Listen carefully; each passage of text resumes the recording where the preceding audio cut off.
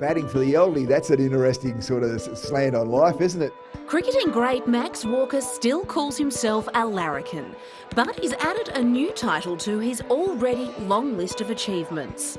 As a senior these days, known for his easygoing nature and prankster ways, it's hard to believe, but the former Australian Test cricketer has a serious side. we need to take responsibility for what shape our health might be in and what sort of life that we live from here on in.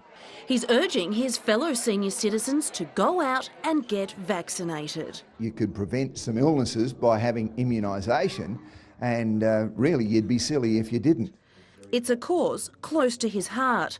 He remembers taking wickets in the West Indies when his father became ill. Back here in Australia, my dad, Big Max, he's the same name as me, he suffered pneumonia and was in hospital. Rainer McIntyre, Professor for Infectious Diseases at University of New South Wales, is seeing an influx of seniors contracting potentially deadly diseases because they're not vaccinated. Pneumonia, influenza, shingles, whooping cough is also an increasing problem in older adults, and a range of other vaccine-preventable diseases. Every year in Australia, 3,000 seniors die from flu-related illnesses. Tens of thousands are hospitalised.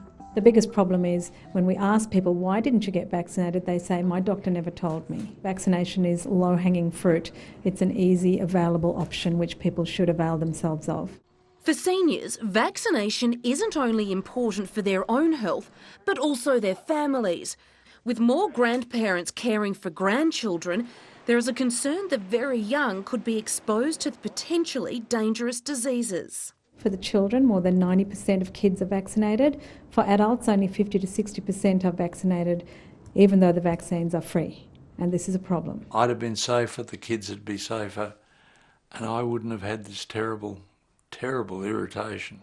74-year-old grandfather of 6, Frank Morgan, contracted shingles in February. If he'd known he could have been immunised, he would have protected himself and his family. If I'd known that a vaccination was possible, I'd have had it in a flash.